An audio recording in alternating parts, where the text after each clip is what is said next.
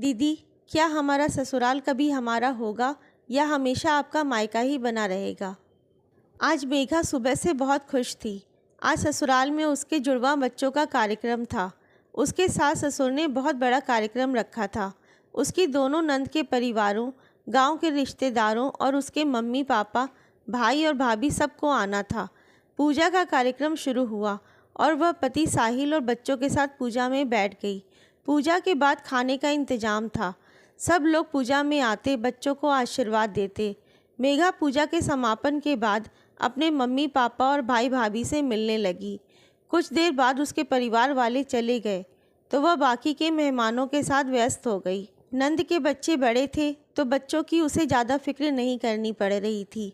बीच बीच में वह बच्चों को देख लेती। अगले दिन नंद और उनके परिवार वालों का सामान उन्हें देकर उनकी विदाई की जा रही थी। नंद के जाने के बाद वह अपने घर से आए सामान और सबके दिए उपहार देखने लगी। सारा कुछ खुला हुआ था और कुछ तो निकाल भी लिया गया था। मेघा ने अपनी सासू माँ से जाकर पूछा, मम्मी जी, कुछ उपहार वहाँ नहीं है? आपने किसी को दिए हैं क्या? मेघा की सास ने कहा, हाँ, तुम्हारी नंद को जो पसंद आया वह ले गई। मेघा ने कहा, पर एक बार मुझे दिखा तो देते। मेघा की सास गुस्सा करने लगी, अरे ऐसा भी कहीं होता है? बहू से क्या पूछना और तुम हमें क्या बताओगी? मेघा चुप हो गई और बच्चों के साथ व्यस्त हो गई। अगले दिन वह भी पति साहिल के साथ शहर आ गई। उसने साहिल को भी सामान वाली बात बताई। इस पर साहिल ने कहा, सामान तो बाजार में और मिल जाएगा, क्यों बात को बढ़ा रही हो?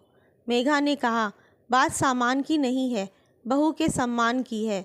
कम से कम बहू होने के नाते मुझे भी पता तो होना चाहिए ना पारिवारिक निर्णय के विषय में। साहिल ने कहा, हाँ ठीक है, मिल जाएगा तुम्हें भी अधिकार, अभी शांत हो जाओ। कुछ साल बाद मेघा के सास ससुर की 50वीं शादी की सालगिरह थी और सबने धूमधाम से सालगिरह मनाने का निर्णय लिया। जब मेघा पति साहिल के साथ गांव पहुंची तो उसकी नंद उसे सारी व्यवस्था और कपड़े आदि सामान दिखाने लगी। मेघा को गुस्सा भी आया और दुखी भी हुई। मेघा अपनी नंद को बोली, दीदी, ये सब भी दिखाने की क्या ज़रूरत है? हमारी राय और पसंद नापसंद आपके लिए मायने रखती तो आप पहले भी मुझे इसमें शामिल कर सकते थे, लेकिन आपने कभी अपनाने की कोशिश ही नहीं की। क्या हमारा ससुराल कभी हमारा होगा या हमेशा आपका मायका ही बना रहेगा? मैं आपसे आपका मायका नहीं छीन रही, बस अपना ससुराल मांग रही हूँ। बहुत से ऐसे परिवार हैं जो कभी भी बहू पर भरोसा नहीं करते। उन्हें बस यही डर सताता रहता है कि कहीं बहू बातें इधर उधर ना करे। उन्हें ये समझना चाहिए कि जब तक आप हाथ थामोगे नहीं, दूसरे इंसान को अपनेपन का एहसास कैसे होगा।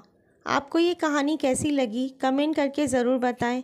कहानी अच्छी लगी हो तो लाइक और शेयर करें। धन्यवाद।